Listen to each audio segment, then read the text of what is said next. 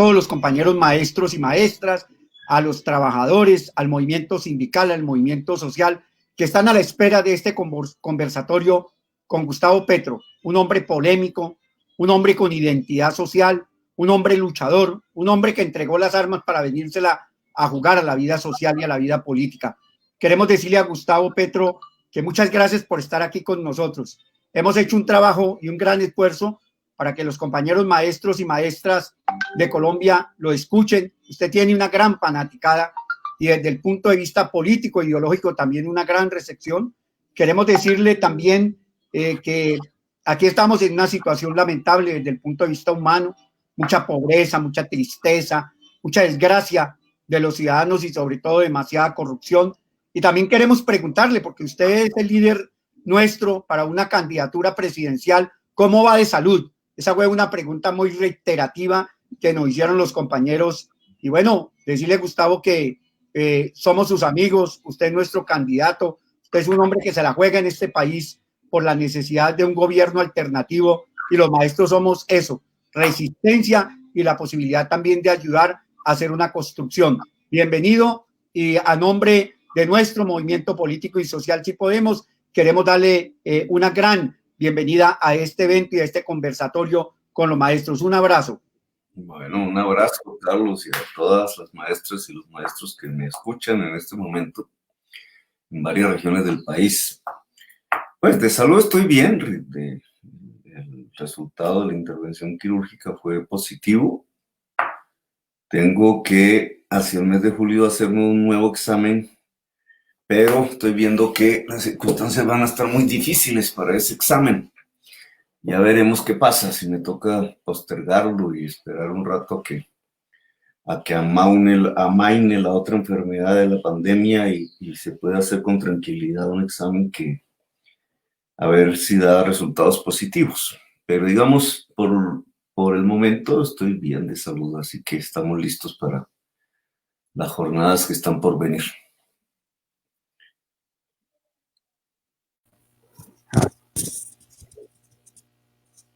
Carlos, ¿no se te escucha?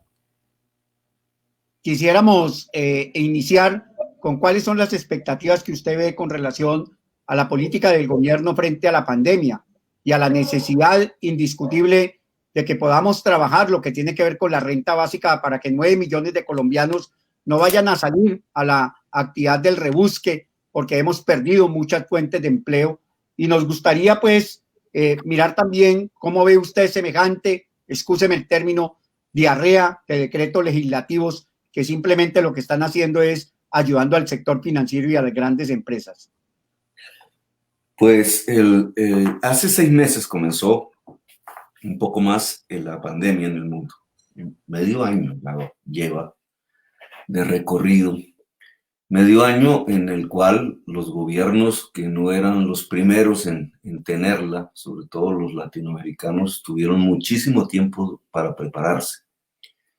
No tanto los países del sudeste asiático y mucho menos la China, que es donde se encuentra por primera vez. Entonces, Latinoamérica tuvo mucho tiempo, un tiempo, digamos, suficiente para prepararse. ¿En qué consistía esa preparación?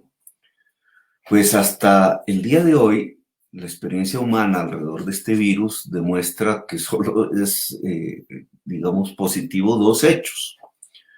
La cuarentena como una medida preventiva, que la población en el máximo posible no se contagie durante un buen tiempo.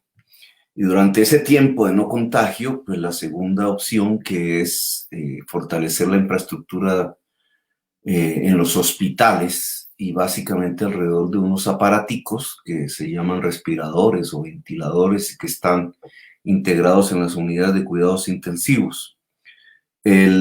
Esos aparaticos no se manejan solos, obviamente, se necesita de un personal especializado en eso, que en Colombia le llaman intensivistas, y una fuerza humana alrededor de los intensivistas, la auxiliar de enfermería, las enfermeras, los médicos, por otras complicaciones diferentes, etc.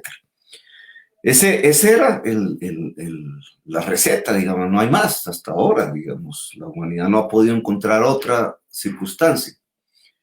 La cuarentena, por una parte, necesitaba de una fuertísima política social para tener la gente pues quieta en sus casas, muchas de ellas sin poder realmente trabajar.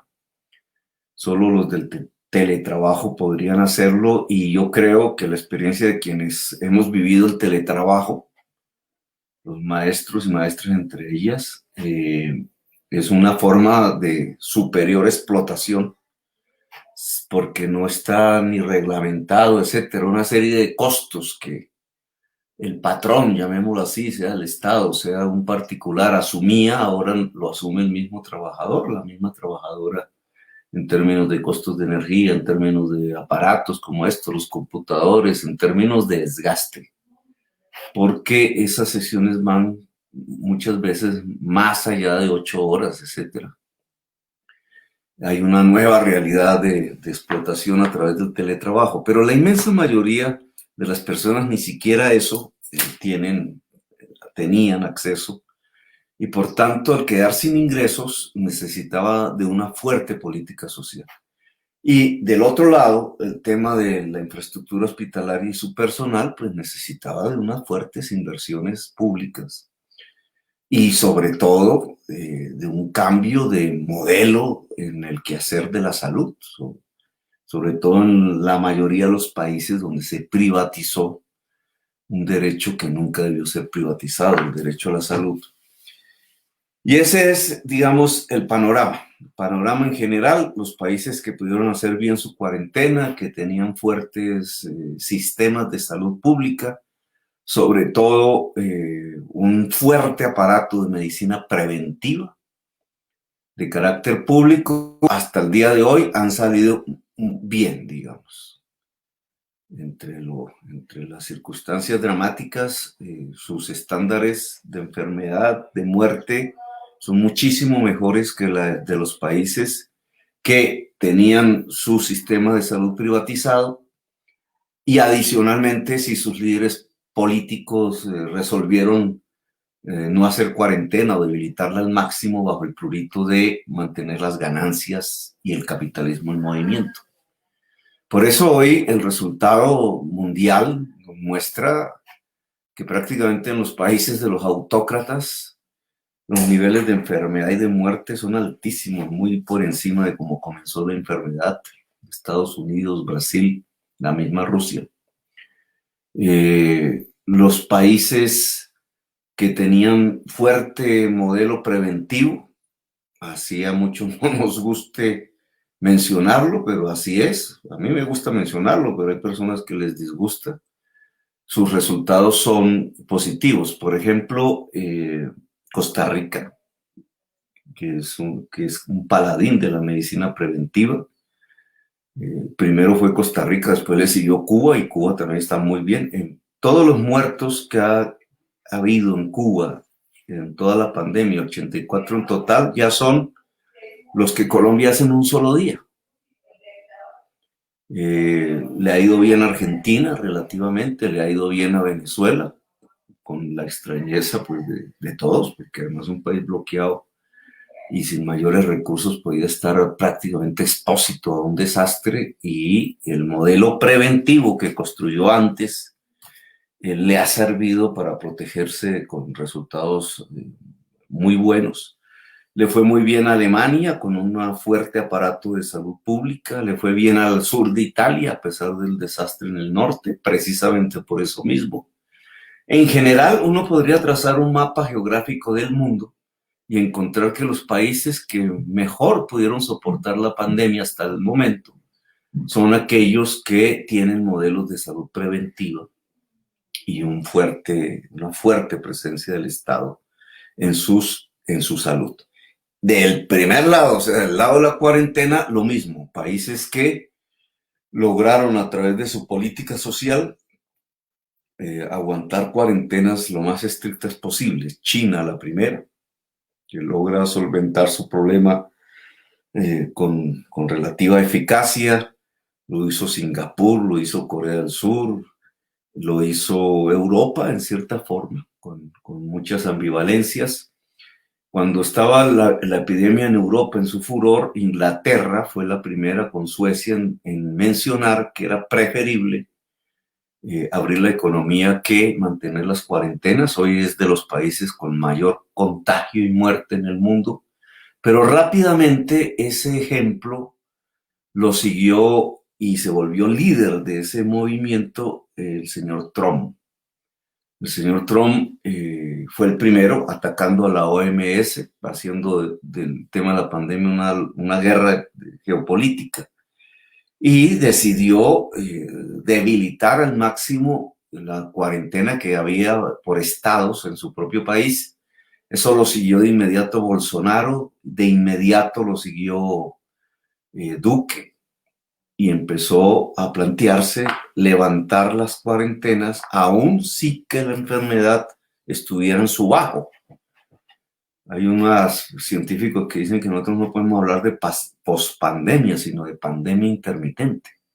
Pues antes de pasar el primer bajón de la epidemia, ya abrieron las economías buscando ganancias y buscando que no se quiebren numerosas corporaciones, y han puesto en riesgo la salud de la población. Hoy las estadísticas muestran un crecimiento espectacular de la pandemia y del número de muertos.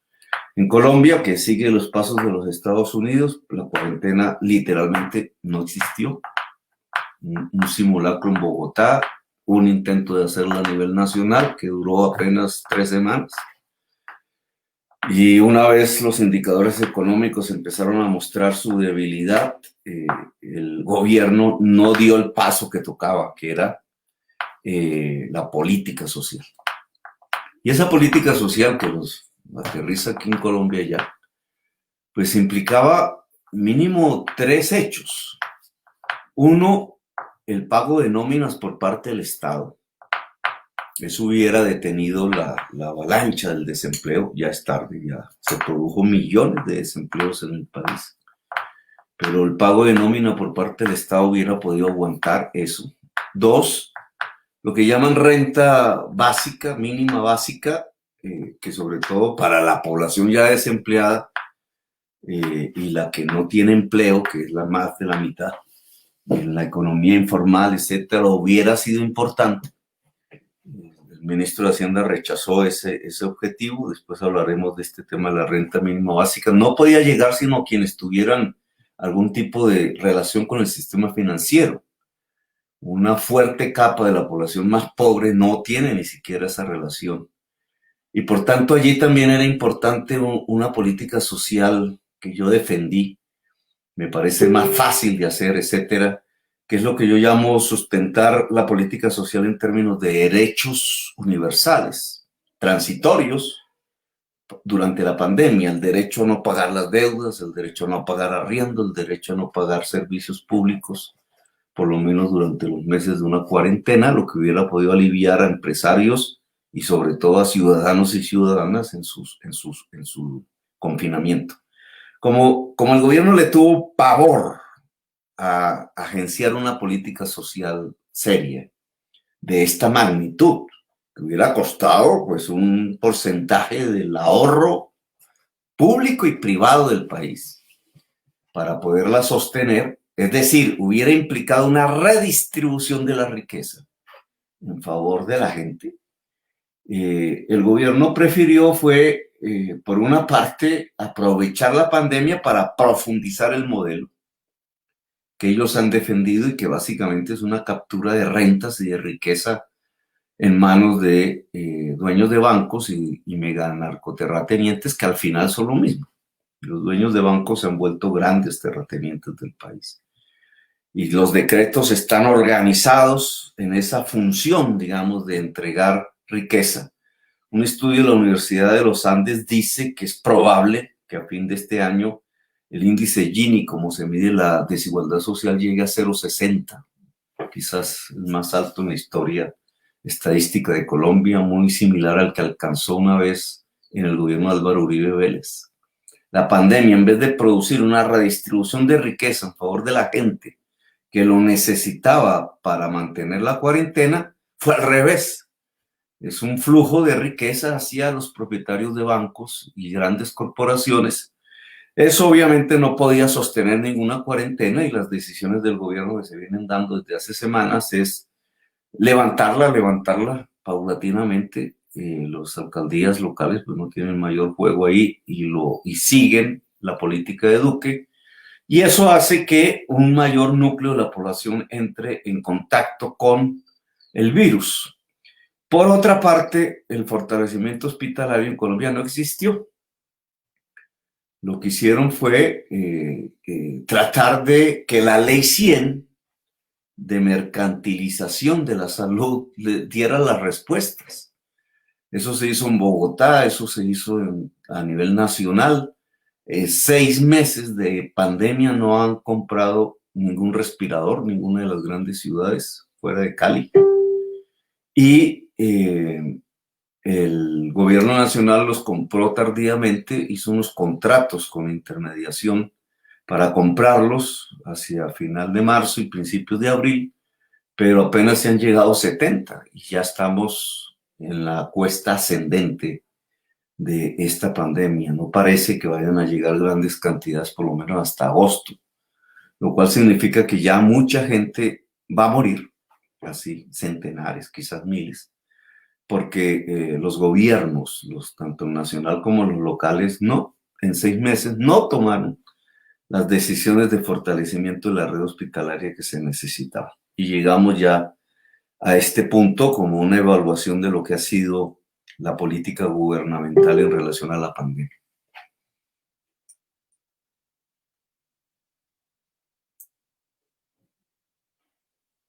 En este impacto de la pandemia, aclarar varias cosas que a nuestra manera de ver vienen generando dificultades y, entre otras cosas, movilización de la gente, porque no hay una distribución real de esos recursos que se supone está brindando el Estado, y lo que se ha generado es un proceso de politiquería, pero además del proceso de politiquería, un proceso de corrupción. O sea, no hay unos niveles del Estado que permita hacer un cernidor para que realmente llegue esta situación a los casos concretos de la población más necesitada. Por eso es que nos parece que hay una situación bien grave desde el punto de vista de los hogares. O sea, hoy, si se quiere, aquí la pandemia desnudó la realidad del país. Y desnudar la realidad del país es que mostró cómo está el sistema de salud, cómo está el sistema educativo, el agua potable, el saneamiento básico. ¿Cuáles son sus propuestas para ese tipo de circunstancias concretas? Porque hay que tomar unas decisiones hoy, o si no la gente se va a desbordar y nos vamos a ir para la calle, y eso va a ser, a mi manera de ver, mucho más riesgoso. No, ya es evidente que la gente está en la calle. Eso, digamos, los que nos mantenemos en confinamiento, en realidad porque tenemos algún tipo de privilegio que nos permite sobrevivir encerrados. Pero esa es la minoría de la población colombiana. La inmensa mayoría de la gente realmente ha tenido por obligación que salir a defenderse, a ver cómo sobrevive. Ese es el caso de Barranquilla, ¿no? Que es incluso más alarmante que el de Bogotá, no tanto por el volumen, porque Bogotá sigue manteniendo las más altas niveles de contagio, sino por ya en relación a su población mucho más pequeña, la tragedia que empieza a existir en el Atlántico y en Bolivia, en Cartagena, ya es manifiesta. Y que uno se pregunta, bueno, ¿y por qué? Pues porque la gente allá, en una proporción aún mayor que las personas en las grandes ciudades del mundo andino, pues viven del rebusque. Vivían del rebusque, y la cuarentena sin política social pues los lleva a la salida a la calle a buscar cómo comer, y eso ha disparado completamente el nivel de contagio en la ciudad de Barranquilla.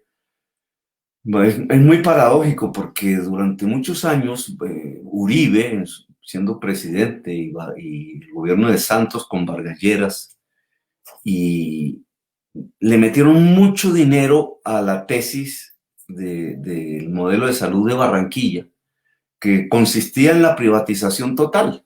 Era como el máximo de la ley 100, el máximo que se esperaba. Privatizaron toda su red pública hospitalaria, y todo se tramitó a través de EPS. Ellos se ufanaban de que tenían el 100% de la población cubierta por seguro. Pues, todos sabemos que tener un carnet del seguro no se tiene la salud. Y la prensa se dedicó a mostrar eso como el gran genio de la administración, el señor Char. Entonces mostraban las fotos del norte barranquillero lleno de edificios nuevos y el sistema de salud completamente privatizado. Y fíjese la realidad de hoy. La realidad de hoy es que no había política social. El Estado no sabe dónde están los pobres. Como nunca se preocuparon de los pobres, ¿cierto? Ese no era su preocupación. El Estado y la banca privada, pues lo que se interesaba era por la clase media, media alta y por sus amigos de la gran aristocracia, de la plutocracia del país. Y eso es una minoría de la población. Ellos sí saben, el Estado sabe dónde está esa población, sabe sus cuentas corrientes, sus cuentas de ahorro, las declaraciones de renta que consignan en la banca. Hay una base informativa, pero en la inmensa mayoría de la población que no pertenece a estos estratos sociales, el Estado no tiene ni idea de dónde está la gente. Y nunca le preocupó, y entonces cuando llega la pandemia y tiene que responder así sea con un mercado en la casa de un hogar de estas personas, pues no sabe ni dónde queda. No tenían bases de datos, no tenían información. En Bogotá no saben dónde están los pobres en forma particular. Toda esa política de focalización que era la política neoliberal y que habían utilizado era para comprar votos en realidad a través de Familias en Acción, pues se desbarató cuando tenían frente a sí 10 millones de las 15 millones de familias que hay en Colombia para atender y para tratar de ayudar socialmente para cuidar una cuarentena, cuando se dieron cuenta que no tenían ni idea de dónde vivían esas 10 millones de personas y cómo llegar a ellas directamente, pues desmantelaron la cuarentena. Pero esto demuestra la inmensa debilidad del Estado y de su política social. Total, es que, y Barranquilla es como el ejemplo más dramático, la incapacidad del Estado para desarrollar una política social quedó desnuda. Esa es la desnudez del poder. Y se dedicaron a lo que sabían hacer, trasladar recursos a la banca, punto. Y de la banca a los dueños de la banca, que obviamente ahí van ganando. Tenemos ya que hacia el mes de marzo ellos, a través de lo que se llama la repartición de dividendos, que es la forma como se llama el que de la empresa sale el dinero ya hacia los propietarios de la empresa. En esa repartición de dividendos, más de 7 u 8 billones de pesos, mientras la gente estaba aguantando ya dentro de las casas hambre. Estos tipos tomaron la decisión de repartir dividendos en 7, 8 billones de pesos que se echaron al bolsillo y se fueron. Luis Carlos Sarmiento se compró con eso un banco en Centroamérica y ese es su mundo. Ese mundo no le interesa qué le pasa al resto, a su país. Ese tipo de capital realmente no tiene país, no tiene patria. El resto de los colombianos entonces está prácticamente llevado y prácticamente cuidándose de sí mismos y por sí mismos porque ya no hay Estado para la pandemia. El gobierno delegó en los alcaldes y los alcaldes, la inmensa mayoría, no tiene recursos, excepto Bogotá y alguna otra ciudad. De Medellín le ha ido bien en eso, digamos, ha logrado contener la enfermedad. En Bogotá pues tenemos cada vez cifras más dramáticas. La alcaldía de Bogotá no compró un solo unidad de cuidado intensivo en todos estos 6 meses, ni un. Pensando que las EPS iban a resolver el problema, delegó en las EPS la responsabilidad de la pandemia y el resultado hoy, pues ya ustedes lo saben, ya vamos hacia la alerta roja rápidamente. El último discurso de Claudia ayer con el ministro de Salud era que prácticamente delegaban al ministro de Salud la responsabilidad de que llegaran esas UCIs. Y el ministro de Salud, que a todo le dice sí, la verdad es que no tiene cómo resolver el problema si no le cumplen los contratistas. Y es muy difícil que le cumplen los contratistas porque el mercado de unidades de cuidados intensivos del mundo está completamente pirateado ya a estas alturas de esta situación mundial. Entonces, la política social falló rotundamente. Ahora, si uno mira, claro, una renta mínima básica, el pago estatal de nómina 100%, que también les hubiera costado trabajo porque tampoco saben ni siquiera dónde están las pequeñas empresas, que son la mayoría y son las que más puestos de trabajo tienen en Colombia. Pero digamos, ni siquiera acercarse a un pago estatal de nómina y a una renta mínima básica accedieron. Así que la situación sí va a ser dramática. Pues ya lo es, pero digamos se va a poner todavía peor porque con el crecimiento de la muerte en 2 semanas, 3 semanas, la presión por volver al confinamiento total va a ser muy alta. Y el gobierno no puede hacerlo si no tiene una política social fuerte. Así que aquí hay todo un conflicto, toda una situación de tensión política, de lucha social que deberíamos desarrollar de alguna manera, porque si no, realmente los guarismos de Colombia van a ser semejantes a los de Perú, ya superaron los de Ecuador, número de contagiados, y pasarán por encima de los de Chile, es decir, tendremos una situación que quedará como una herida gravísima en la historia de la sociedad colombiana. Carlos Paz. Bueno, doctor Gustavo, nuevamente muy buenas tardes y un saludo muy especial a todos los compañeros que en este momento están viendo este Facebook Live de Movimiento Político, Sindical y Social, Si Podemos. Muchas gracias nuevamente por estar con nosotros. Saludo especial a los compañeros de Barranquilla, de La Guajira, de Santa Marta, que estamos viendo por acá, de Bogotá, del Valle del Cauca, de Nariño, del Putumayo, compañeros también de los Santanderes, compañeros de todo lado en este momento acá. Y, doctor Gustavo, hablando de educación, usted conoce que la ministra de Educación ha salido con una serie de circulares, la circular 11, la circular 12, y este fin de semana salió con los protocolos para el ingreso de los niños y los maestros a las instituciones educativas y seguir allí con las clases. Ella la llama no presencial, sino de una forma remota, la alternancia que llama ella.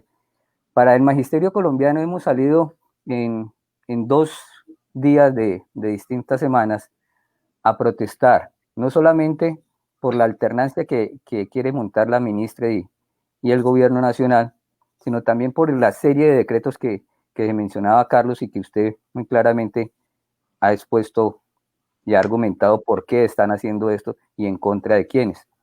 Pero para nosotros es muy preocupante la situación, porque los niños que son la base de este pueblo van a correr un riesgo muy grande. Los docentes, que es la parte académica del pueblo colombiano, van a correr un problema demasiado importante. Y los servicios de salud del magisterio y los servicios de salud a nivel nacional, como usted los menciona, son precarios. No hay UCIs, no hay dónde atender si llegase a... Y además, si nos vamos dando cuenta, desde que comenzó el primer síntoma, a hoy, el pico ha subido demasiado. Y todavía no ha llegado al pico como lo mencionan los expertos en salud.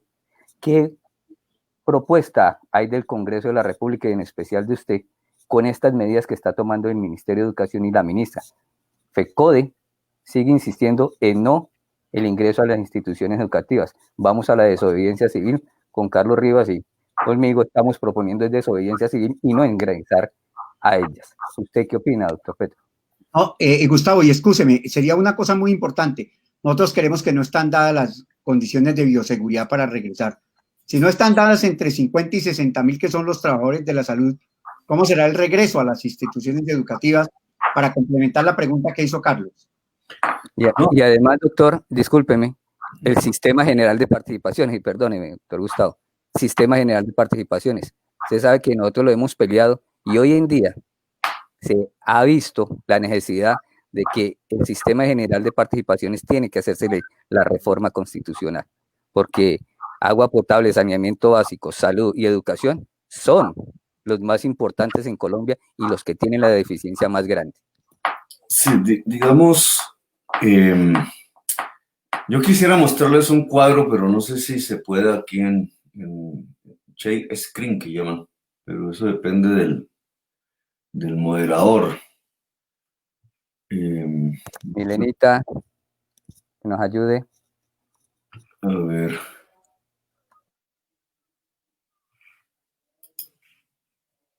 Tenía que enviarlo yo. Buenos días. A ver si puedo mostrar un cuadrito.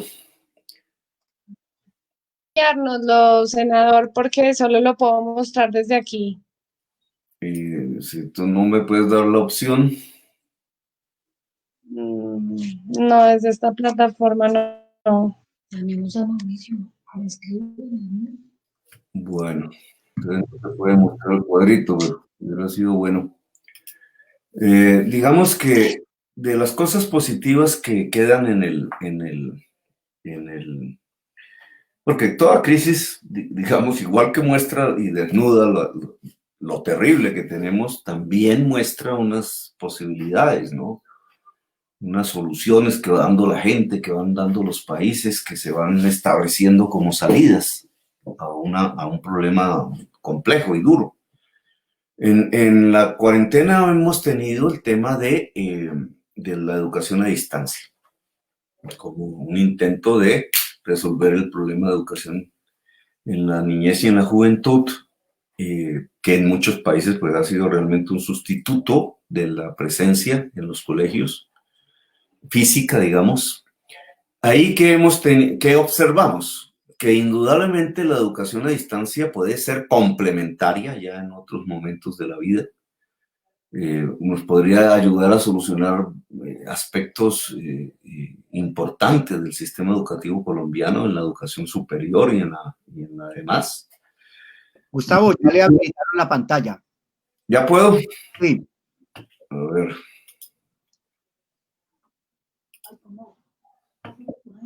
Yo veo lo mismo.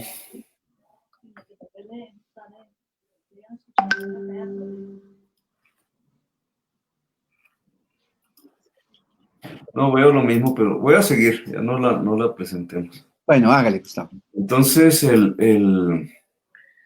digamos, este tema de la educación a distancia, que hay que profundizar más, etcétera, pues primero demuestra que no sustituía al maestro, que era uno de los problemas y de las preocupaciones centrales. Tampoco sustituye la educación presencial, puede ser complementaria en la idea de, por ejemplo, un sistema de educación superior universal para toda la juventud, puede ser importante. Pero, ¿qué fallas nos mostró? La inconectividad de la mayor parte de la población de acuerdo a sus condiciones económicas. Entre más pobre, menos es la posibilidad de conexión. Y por tanto, muchos niñitos y niñitas en sus hogares sin esa conexión, pues no tuvieron educación o no la tienen. Entonces aquí hay un frente, digamos, lograr la conectividad fibra óptica, en el caso bogotano, pero cada ciudad tiene. La fibra óptica es quizás el principal medio. Esa fibra óptica con banda ancha que implica que al conectarla al hogar, pues vale un billete, vale como 1,5 millones, 2 millones por hogar, como cualquier conexión de servicios públicos inicial, pero además su operación, porque es el pago de internet, debe ser subsidiada por el Estado, de un estrato hacia abajo, donde la familia no es capaz por su condición económica de hacerlo. Esa tarea que pudo ser durante estos meses masiva, y que es uno de los grandes reactivadores económicos por doble vía, porque para instalar esa fibra hay que tener mano de obra, no se hace automáticamente, es intensiva en puestos de trabajo. Y por otra parte, al llegar la banda ancha al hogar, abre una serie de posibilidades que no son la simple distracción, sino que son las del saber y las de incluso la producción. Muchos campos productivos se pueden desarrollar a partir de eso. Pues esta es una de las principales políticas de reactivación económica y el gobierno no la está desarrollando, y yo creo que la agremiación de profesores, de maestros y maestras debe ponerla como una prioridad.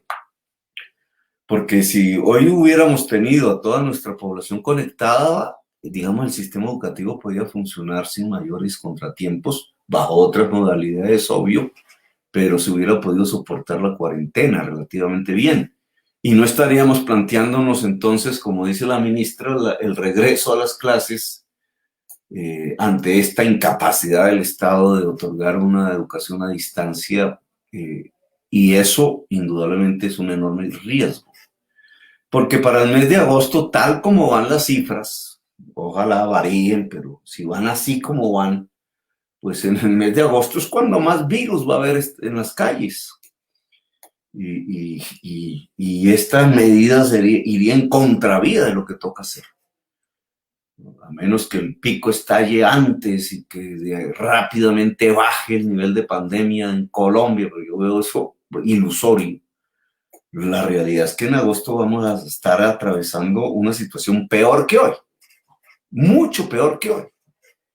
Y en esas circunstancias poner a la niñez, que digamos en porcentaje pues resiste, pero lleva el virus al hogar, y al maestro, que ya por su edad pues tampoco ahí sí no tienen muchas probabilidades, pues es arriesgar la fuerza del saber en Colombia, tal cual está pasando con la fuerza de la salud en este momento, porque hoy son miles los médicos y enfermeras y trabajadoras de hospitales y clínicas enfermos. Miles. Y esos miles, ¿por qué? Sin hablar de los muertos, que ya pasan del centenar. Porque no hubo, digamos, biodiversidad, la primera línea para enfrentar el virus, y no hubo bioseguridad para protegerlos, no hubo dinero para ellos, no hubo ni siquiera los que protestaban los iban echando, etcétera. La fuerza de la salud está menos organizada, lamentablemente, que la fuerza del saber en Colombia, y la ley 100 los arrasó completamente, y eso se está midiendo hoy en miles de enfermos y en centenares de muertos. Y eso que todavía los niveles del virus son pues estadísticamente inferiores. En agosto sería muchísimo más, y estaríamos llevando a la niñez y a la fuerza del saber a ese mismo tipo de experiencia que hoy tiene la fuerza de la salud. Eso no puede ser, digamos. Y yo creo que la mayoría de padres de familias y de los niños y de las niñas saben eso. Ahí hay un gran apoyo, digamos, para enfrentar esa medida, que debería convertirse en un gran esfuerzo masivo de inversiones para conectividad del hogar pobre, del hogar en general. Y por tanto hay un frente de lucha. El problema está en cómo se lucha en estas condiciones.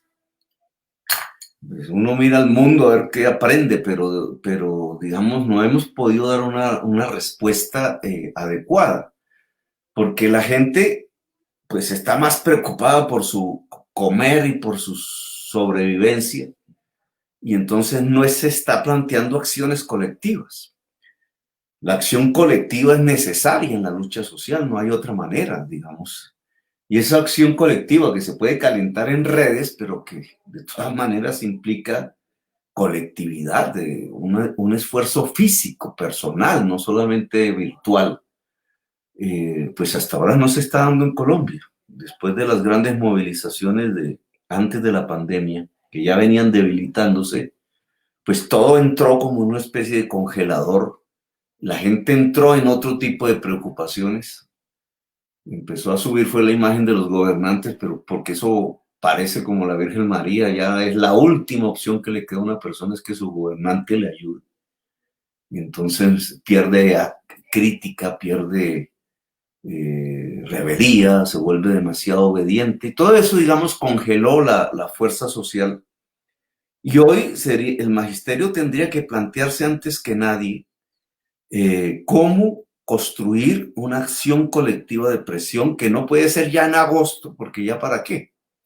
Tiene que ser antes, y precisamente lo que llamamos a vacaciones, porque si no, digamos, van a llevar a esta fuerza del saber hacia una situación de peligrosidad inmensa. Y eso no puede ser, y tampoco exponer a nuestras niñez de esa manera ante un Estado incapaz, porque si uno hubiera actuado con capacidad y que las cifras estuvieran disminuyendo, pues se plantea la discusión como se está planteando en Europa. Pero todos aquí sabemos que no es así, que tenemos un Estado incapaz que no financia cuarentenas a la gente, que la deja salir a la calle, que todo el virus se está expandiendo, que el número de muertos diarios va en aumento. Y que en esa medida sacar los niños en esas condiciones, pues es una tropelía contra la sociedad colombiana, simplemente porque el presidente quiere que la economía no se hunda. Y la economía en Colombia es la economía de sus amigos. Entonces, digamos, hay que alistar esa acción colectiva de alguna manera. Yo pensaba de pronto en cacerolazos, cosas de esas, pero hasta ahora lo cierto es que la acción colectiva no ha funcionado.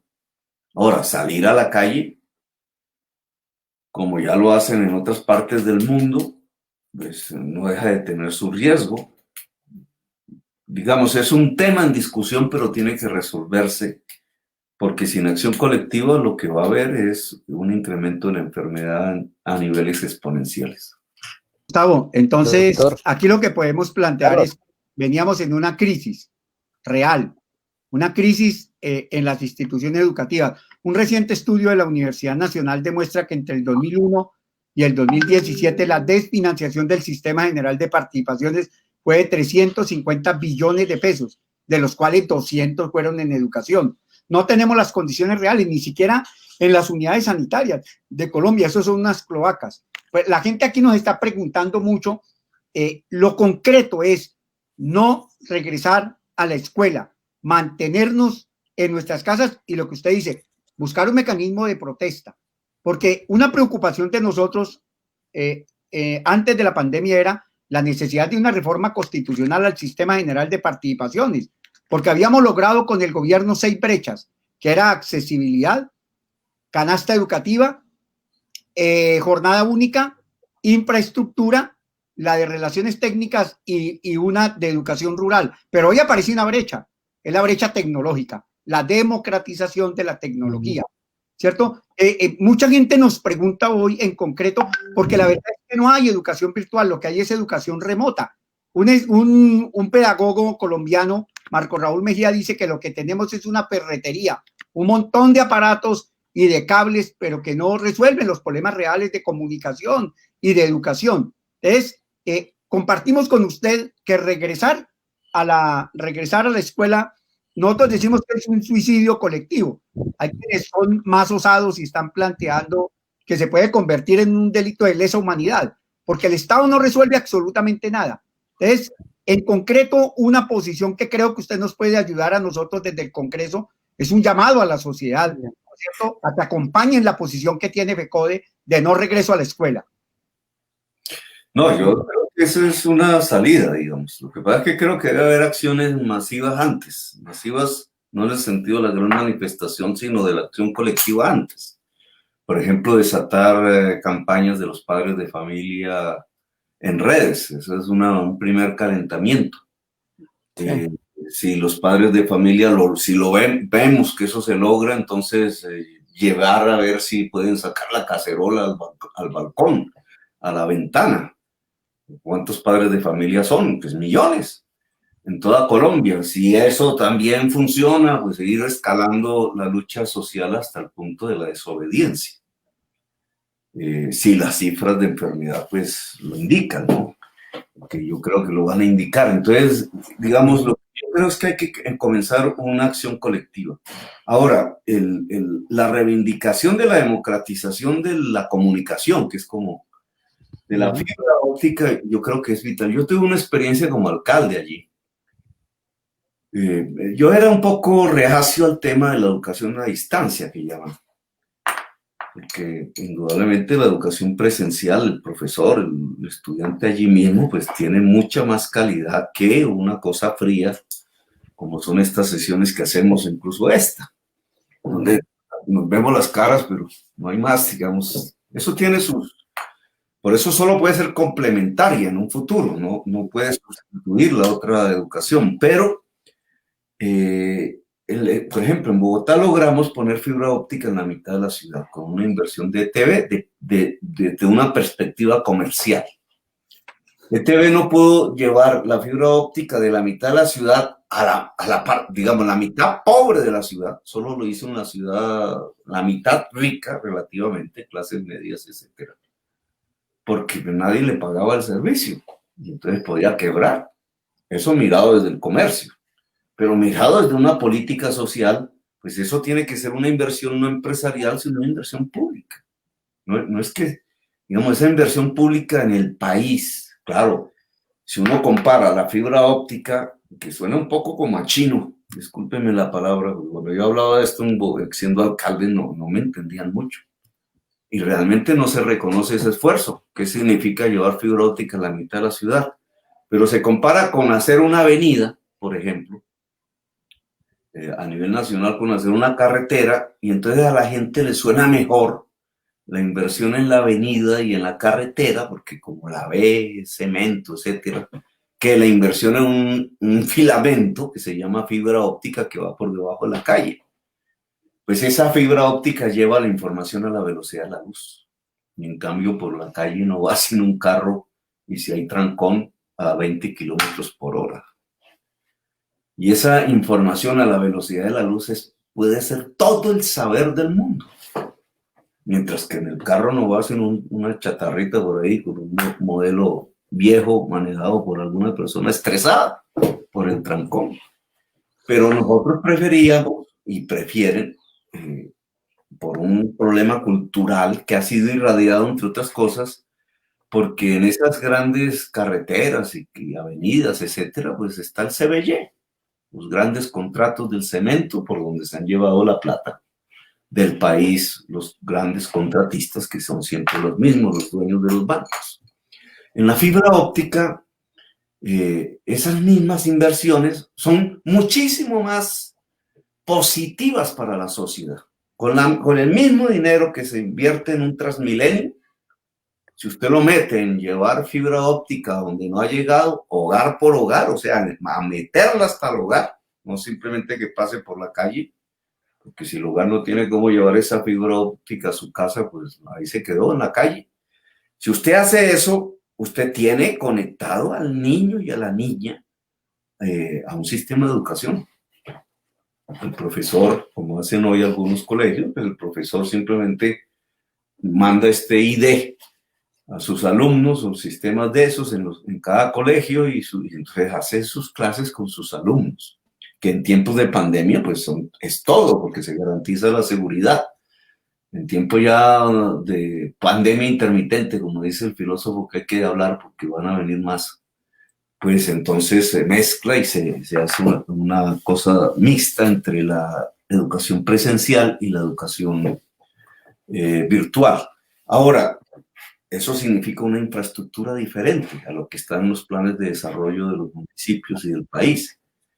Significa que hay que hacer más sedes de colegios, ahora más que antes, porque recuerden ustedes que estas reformas que hizo Uribe y Pastrana, lo que conllevaban al recortar el crecimiento de los recursos, y de ahí la cifra esa de los 350 billones, que como lo había pensado la Constitución, que era una financiación que creciera más que los ingresos corrientes año tras año, pues haciendo esos dos comparativos de lo que pretendía la Constitución del 91 y las reformas que hizo Uribe y Pastrana, pues se perdieron en el acumulado ese tipo de cifras, 350 billones de pesos, que hoy los necesitaríamos urgentemente. ¿En qué se metió esa plata? En salvar bancos al principio y sobre todo en armas, y en tirarnos ese billete en la guerra. Pues bien, hoy el magisterio debe plantearse la infraestructura del saber como una prioridad de inversiones del país. Y esa prioridad implica infraestructura escolar, porque eso no se puede abandonar. Ahora tiene que ser más amplia, porque para prevenir pandemias el jovencito y la jovencita tienen que estar más separados entre sí. ¿Qué significa eso? Pues más espacio. Y fibra óptica, interconectividad, de alta velocidad. Esa es la infraestructura hoy del saber. Hay otra, los laboratorios, etcétera. Si el cuadro que les iba a mostrar es una encuesta de mucha información sobre 300 funcionarios de la banca central y de los ministerios de Hacienda del G20, los 20 países más ricos, que hizo Joseph Stiglitz y el señor Nicolás Stern para la Universidad de Oxford, fue publicado el 20 de mayo. Y entonces le plantean en esas preguntas a estos funcionarios las mejores políticas de acuerdo a la reactivación económica y la lucha contra el cambio climático, que es el gran productor de pandemias. La mezcla de esas dos cosas. Y ellos determinan que la peor política que se puede hacer hoy es salvar aerolíneas y grandes corporaciones, que una política mediocre es invertir en infraestructura de transporte tradicional, que es a donde se metió el Plan de Desarrollo de Bogotá, y que la mejor política son las inversiones en energía limpia, en conectividad, o sea, esto que estamos hablando, fibra óptica, y en infraestructuras en salud y en educación. Eso lo dicen los dirigentes de los países más ricos del mundo. En ese estudio está escrito, nosotros porque no podemos plantearlo lo mismo para Colombia. Digamos, puede que estaríamos equivocados todos de pensar que entonces mejor que hacer colegios y escuelas y sedes universitarias es salvar a Bianca. Pero yo no creo que estemos equivocados. Duque va hacia salvar a Bianca y a salvar los bancos. Nosotros tenemos que ir hacia la conectividad total de los hogares colombianos, la infraestructura en salud, en educación y las energías limpias. Y ese es otro programa. Ahora, la distancia entre esos dos, el más malo del mundo y el mejor del mundo, esa distancia, ¿cómo se recorre si no es a través de la lucha social? Y entonces aquí ya tenemos, porque fibra óptica y infraestructura escolar es un objetivo de la fuerza del saber. Y nos pusieron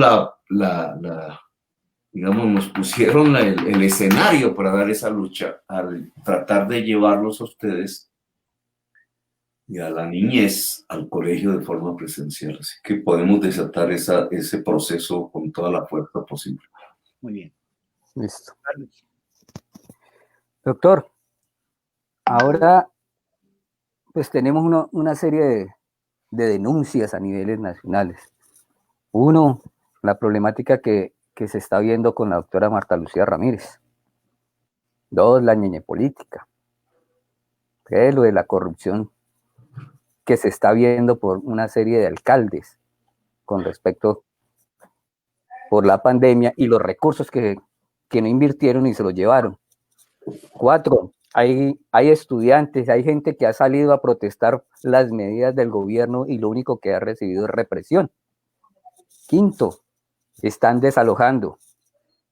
Supuestamente no pueden, pero siguen con la política. 6, la muerte de líderes sindicales, líderes sociales, porque eso la pandemia no lo ha tapado. Esa continúa rampante. ¿Qué hacer? Y nuevamente digo, ¿qué hacer desde el Senado de la República para que estas políticas que van en contra del pueblo colombiano no sigan avante? Si la bancada de la oposición puede realizar una serie de documentos para llegar a estos cambios y que el pueblo colombiano pueda tener una dignidad en esta pandemia. No, la bancada de la oposición es minoritaria y no puede hacer leyes. No, pero... Y sería, digamos, caeríamos en la ingenuidad de pensar que se pudiera hacer. No se puede hacer. La bancada de la oposición puede hacer control político, que es en general lo que ha hecho durante esta última década, que empezamos a contar con bancadas importantes elegidas por la gente en el Congreso, que antes apenas si había 1 o 2 congresistas por ahí que podían hablar. Hoy tenemos bancadas desde la Constitución del 91 y realmente con el esfuerzo ADM 19, muy allá en el 90 y pico, 93, y después el Polo Democrático, y ahora cada vez más, pues tenemos una fuerza importante en el Congreso. que para los años 80, los años 70 del siglo pasado no existía. Muy pequeña magnitud. La bancada de la Unión Patriótica, que viene a ser la primera de todas las que pudieron ser elegidas, pues, la mataron todas. Ahí creo que no sobrevivió nadie de esa bancada. Entonces, digamos, estas bancadas logran, a través de su historia, hacer control político, es decir, hacer debates, logran mostrar unas realidades que de otra manera no saldrían a la luz pública. Pero no pueden cambiar la realidad del país, digamos. Al final vienen las votaciones de las leyes y la mayoría se impone. En este Congreso en el que estamos, que tenía una mayoría de fuerzas proclives al proceso de paz, por ejemplo, del gobierno pasado, el uribismo era minoría, entonces había como una oportunidad allí de una acción más independiente. La bancada de la oposición es más amplia hoy que antes, pero ya la maniobra, sobre todo hecha en el mes de diciembre, un poco imperceptiblemente, por Duque, le ha garantizado la mayoría. ¿Cómo ha sido esa maniobra? Esa maniobra tiene dos estrategias. Una, la fiscalía, que es paradójico, pero es un instrumento para unir congresistas en torno al gobierno. La fiscalía la maneja el gobierno y por tanto las investigaciones. Y entonces una de las investigaciones más importantes que debería desarrollarse, la de Odebrecht y el robo del contrato de la Ruta del Sol, pues pega porque Odebrecht y su socio Luis Carlos Sarmiento sobornaron el mundo del poder para tener ese contrato. Los dirigentes de los principales partidos de Colombia. Entonces sobornaron la gente de a Char, en Cambio Radical, sobornaron a los Gaviria en el Partido Liberal, sobornaron pues a la U, a todos estos grupos, y entonces una investigación allí pues se lleva preso a una serie de personas muy famosas, se lleva preso a Char, se lleva preso a Simón Gaviria, y hay una fórmula de transacción que establecieron teniendo en la mano la fiscalía con este señor Barbosa, pues el Partido Liberal y Cambio Radical, que estaban como fuerzas de la paz del gobierno pasado, ahora han entrado a congeniar con el gobierno de Duque y a votarle sus proyectos. Y por otro lado ha habido una transacción clientelista, o sea, en estos 6 meses de pandemia se le ocurrió a Duque cambiar de ministro de salud por allá en el mes de febrero. ¿Y por qué? Si eso no era lo lógico, lo que menos debería hacer en una pandemia es eso, por lo menos intentar que los equipos que ya conocen pues se mantengan, no venga uno nuevo a empezar a conocer cuando el virus está avanzando. Pero así fue, y eso tiene una razón, y es que el nuevo ministro de Salud de Cambio Radical. Entonces los metieron al gobierno, así de simple, y tienen una inmensa mayoría que en este semestre que viene la vamos a ver actuando en contra de la paz, de la JEP, etc. Ya la aprobaron hoy en estas sesiones virtuales. Entonces, ¿qué corresponde hacer? Fuera de la denuncia, de hablar, etcétera, que es lo que hacen los parlamentarios, aquí no podemos pensar en otra opción que no sea la acción social. Es la acción social la que determina el desarrollo de los acontecimientos. Y ese es el camino que yo creo que en el que nos tenemos que meter de cabeza, la acción social.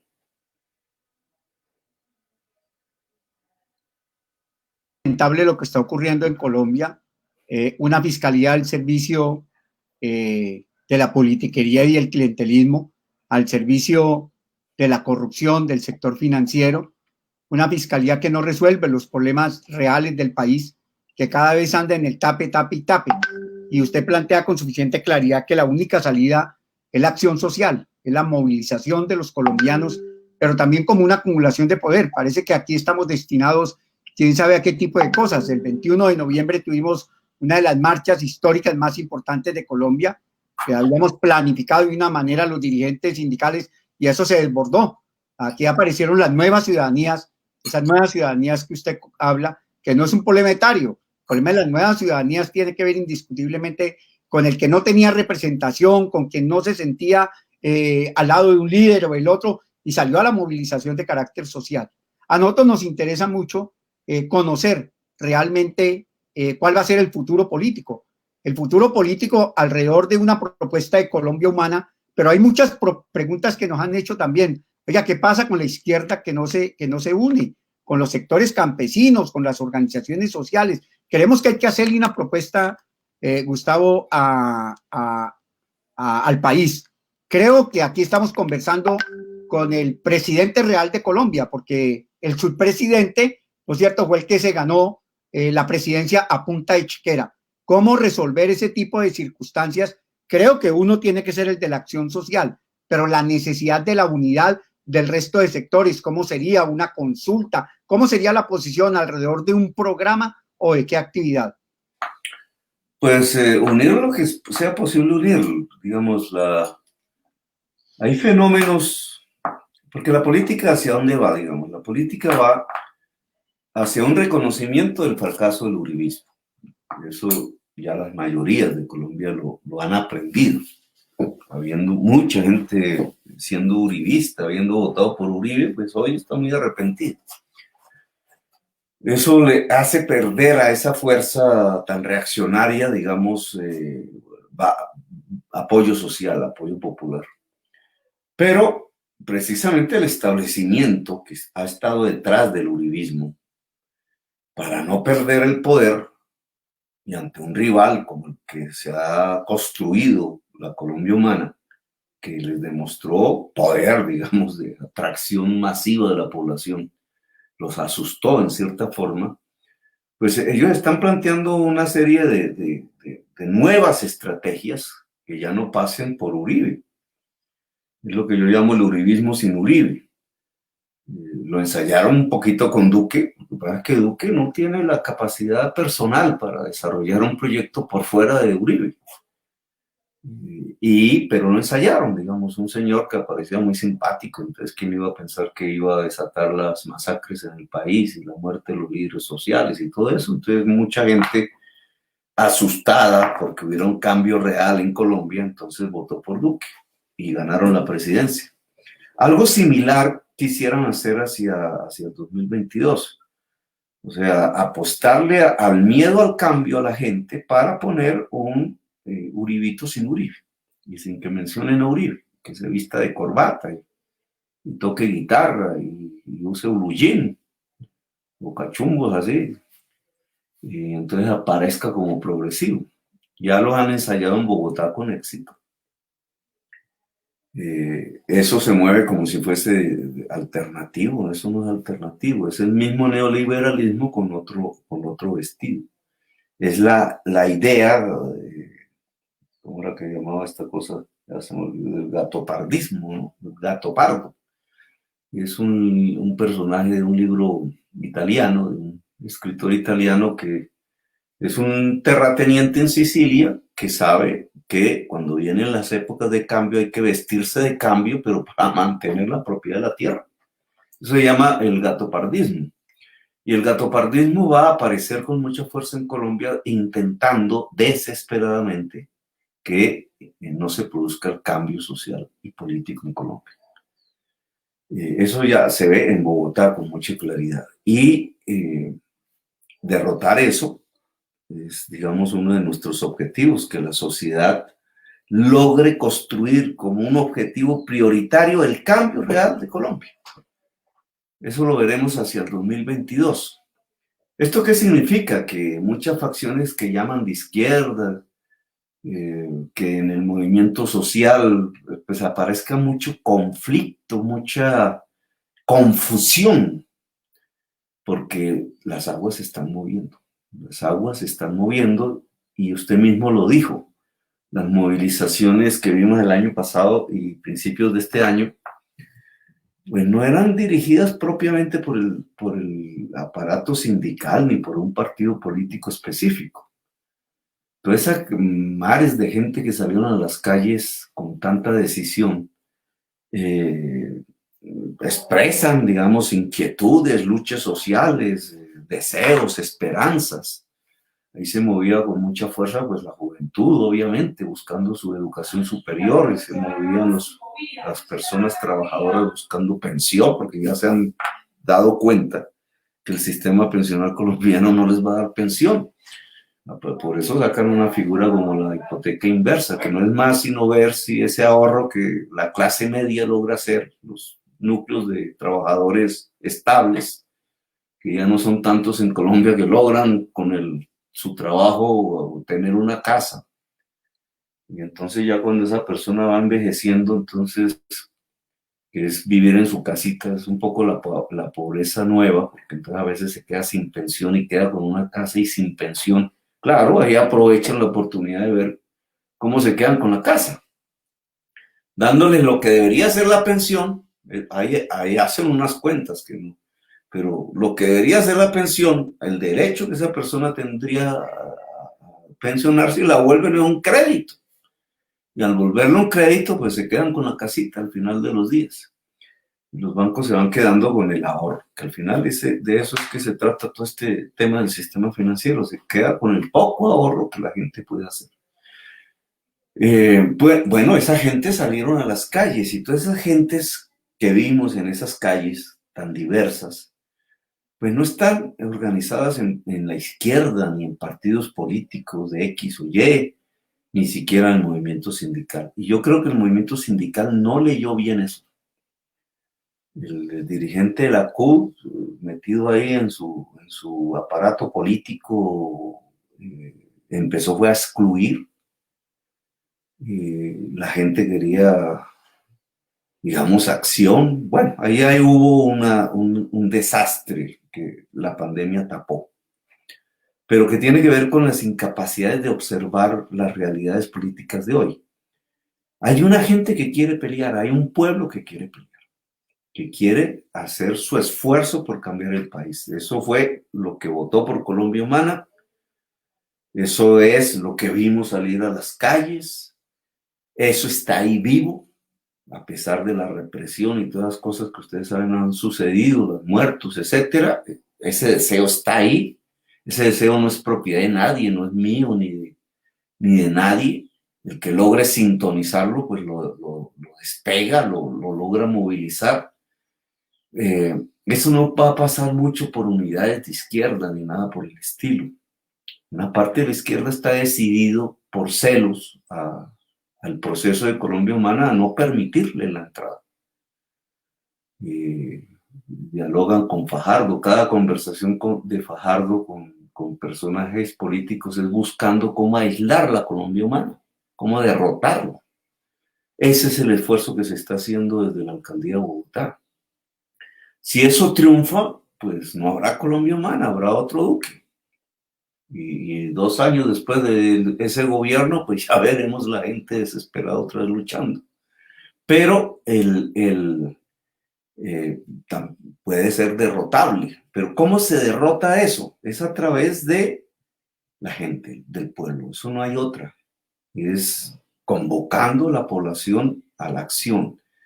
Los que quieran se van juntando. Como la pandemia, se desnuda la realidad política. Otros irán en contra. Ustedes ven hoy un poco de políticos que marchaban con nosotros en las calles alabando a Marta Lucía Ramírez. ¿Por qué? Pues porque ya no les llega tanto la consecuencia y la coherencia en la acción política, y les da susto. Les da susto enfrentarse con el establecimiento, porque el establecimiento está mostrando los colmillos. Y si uno se asusta con eso, pues se acabó, el establecimiento nos destrozó. Pero si salimos y luchamos, esos colmillos resultan ser de un tigre de papel.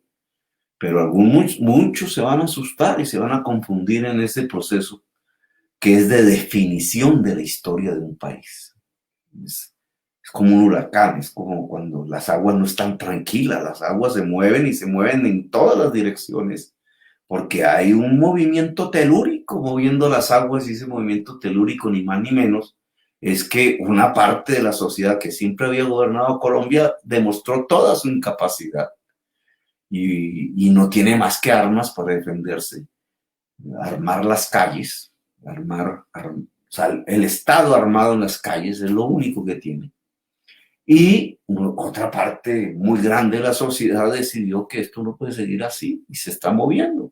Y eso produce esos movimientos telúricos y entonces las aguas están alborotadas y encontramos gente que estaba con nosotros y ahora está en otro lado y gente que está en otro lado y que ahora viene para acá. Pero el eje del ordenamiento para lograr superar la situación positivamente es no tanto la unidad de partidos, sino la unidad del pueblo. La acción social con la población. Esa es mi opinión de lo que yo veo en este momento. Si nos quedamos detrás de unidades de partidos, podemos perder el pueblo. Porque el pueblo quiere ver dirigentes llevándolo a la lucha y a la transformación de Colombia. Bueno, Carlos, vamos cerrando este conversatorio con Gustavo Petro. En 5 minutos vamos dándole rápidamente salida. Entonces tiene la palabra Carlos.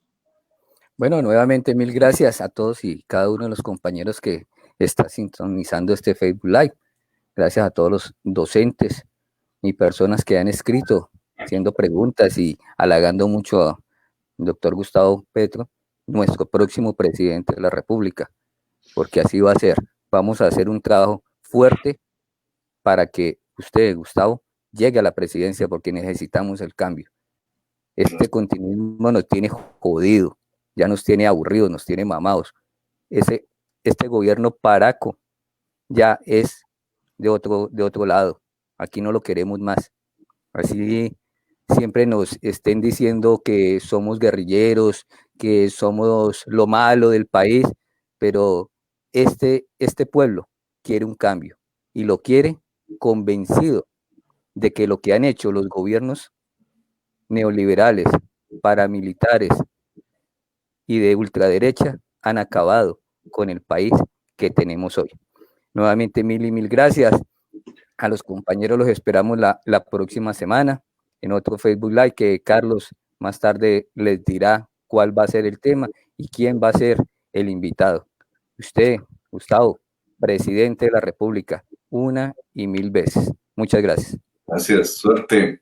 Bueno, Gustavo, yo sí quiero, no me resisto. Hay una buena cantidad de maestros de La Guajira que tienen un problema inmenso. La educación, el departamento está intervenido y de igual la educación. Si en el resto del país falta el agua potable, falta el saneamiento básico, una serie de situaciones, en La Guajira también. Yo quiero que ahora nos les envíe un mensaje muy importante, pero quiero decirle una cosa que creo que usted la reconoce. Los maestros somos de los actores sociales más importantes que tiene este país, con mayor contacto social diario y con mayores relaciones con los padres de familia y con la comunidad. Desde luego que nosotros, como lo decía Freire, la escuela no es la que transforma la sociedad, sino que la escuela transforma a los seres humanos para que los seres humanos transformen a la sociedad. Nosotros queremos, desde los maestros de Colombia, así como usted lo planteaba, así como hay mucho maestro, yo diría una gran porcentaje del magisterio que tiene una gran querencia por Colombia Humana y desde luego por usted, pues también hay algunos compañeros que no les gusta, pero quiero decirle una situación, nosotros hemos sido tan estigmatizados como usted, a nosotros nos han sindicado el partido de gobierno indiscutiblemente de una situación que no es cierta, desafortunadamente, adoctrinadores. Ojalá juguemos un papel más político en la escuela para ayudar a transformar a la sociedad. Queremos decirle que nosotros tenemos una intencionalidad y la intencionalidad que nos asiste es ver a Colombia transformada, y ver a Colombia transformada es necesariamente unir las voluntades, ¿no es cierto? Llámese de izquierda, sectores sociales, democráticos, como usted dijo al final, que me parece que es lo más importante. Aquí lo que interesa es la unidad del pueblo, ¿no es cierto? Alrededor de unos ideales. Entonces, quiero decirle, los maestros de La Guajira, donde se perdieron las elecciones por el billete, ¿no es cierto? No porque la gente no fuera a votar, y fue muy reincidente en ese tipo de circunstancias, y me gustaría mucho que le prestara atención a esa situación que hay en La Guajira. Decirle, Gustavo, muchas gracias. Nosotros somos una organización movimiento político y social en el seno del magisterio, ¿no es cierto? Como hay otros sectores también, y creemos que usted es una alternativa y una salida real para este país. Pues allá a La Guajira un saludo muy especial, con ganas de ir, pero quién sabe cuándo podremos. En La Guajira, a mí me gustaría que el profesorado que hay allí me ayudara a seducir en una idea, que la alcancé a esbozar en la campaña presidencial, pero que ahora se puede, digamos, entender más claramente. La Guajira, como todos sabemos, es donde está la mayor mina de carbón del mundo, y la exportación de Colombia, que durante muchos años dependió y su economía de la exportación de ese carbón, que envenena la atmósfera del mundo y lleva la vida a la extinción.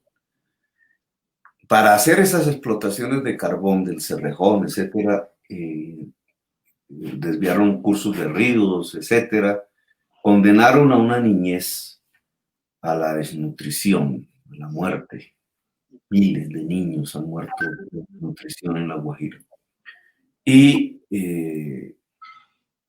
la población no ha cambiado ese sistema político básicamente por lo que ya sabemos, porque compran el voto. Quizás ciertas tradiciones indígenas, guayús, han sido cooptadas por este sistema de traquetos comprando votos para mantener y perpetuar el sistema que tenemos, es decir, para seguir matando niños de sed en La Guajira. Pero en La Guajira no solamente está la mina de carbón más grande del mundo, sino que está la zona de Colombia y una de las zonas del mundo en donde cae más sol todos los días, durante un año. Y hoy el sol, ese sol que cae ahí sobre las tierras de La Guajira, es una enorme riqueza. Es más rico que el carbón que está enterrado. Y ya la tecnología humana ha descubierto que lo puede volver energía eléctrica sin ensuciar la atmósfera, que es lo que hace el carbón, respetando la vida, la naturaleza. Bueno, eso lo sabe el establecimiento y lo sabemos nosotros. La Guajira es la región con mayor potencial de generación de energía eléctrica y eólica, de las energías limpias de Colombia. El gobierno puede llevar eso hacia, porque al final va a ser muy presionado, el precio del carbón ya se desplomó, necesita energía y sabe que la energía limpia es el futuro y el presente. Y puede llevar eso a que grandes empresas multinacionales hagan grandes granjas de paneles solares y aprovechar el sol de La Guajira sin pensar en su población, igual que sucedió con el carbón. Yo pienso que hay un modelo diferente, y es que las comunidades guayús podrían ser, junto a cooperativas de trabajadores, de ex trabajadores del carbón, porque eso se tiene que acabar, entonces hay que hacer un tránsito laboral para que esas familias de mineros que amenazó el Ñeñe de muerte y que votaron por Colombia Humana firmemente, pues no van a quedar desempleadas y en una crisis social terrible. Y es precisamente que se vuelvan copropietarias con las cooperativas de guayú de granjas solares, granjas de energía solar en todo el territorio, que venderían la energía al país como cualquier otra generadora de energía que puede ser mucho más barata para el país, pero que generaría una muy fuerte cantidad de dinero, de riqueza para la sociedad guajira, y que quedaría en manos de sus comunidades indígenas y de los cooperativos de trabajadores. Esta es una fórmula que cambiaría el rostro de La Guajira completamente, y yo pienso que en favor, siempre y cuando la cultura indígena pueda a entender algo que es más fácil de entender para ellos que para un mestizo, y es que la energía limpia es la vida y es la naturaleza respetada. Ese tema me gustaría que se discutiera en los colegios, en las escuelas, dentro de la población guajira, para que la población guajira viera una alternativa diferente a esa en la que ha estado sometida, que es venderle el voto a cuanto traqueto pasa por allí, que además los destruye, los masacra, los persigue y les condena su niñez a la desnutrición, por una alternativa cierta y válida que enriquecería a toda la población de La Guajira en términos de dignidad humana, en términos de vivir de acuerdo a la cultura y a los modos de ser, pero de una manera suficiente, digamos, de una buena vida, de una vida de calidad, no como la que le están dando estas politiquerías a La Guajira. Así que los invito a que sean la fuerza constructora de ese esfuerzo allá en el departamento de La Guajira, que es el más apropiado para esto. Gracias. Bueno, Gustavo, muchas gracias de verdad por este conversatorio. Pero mucho los maestros que entraron y mucha la población, muchas las preguntas también que enviaron. Pendientes. Este conversatorio lo veníamos buscando hace muchos días. Nosotros entendemos sus actividades, sobre todo sus actividades parlamentarias, el cuidado de su salud. Queremos enviarle en nombre de los maestros de Colombia un gran abrazo y decirle que cuente con una buena cantidad de nosotros para ese proyecto que tiene que ser un proyecto transformador. Un abrazo en nombre de todos los maestros de Colombia y en particular de los compañeros del movimiento social y político Sí Podemos. Bueno, gracias a todas y todos. Hasta luego, doctor Gustavo, mil gracias por acompañarnos el día de hoy. ¿Cómo?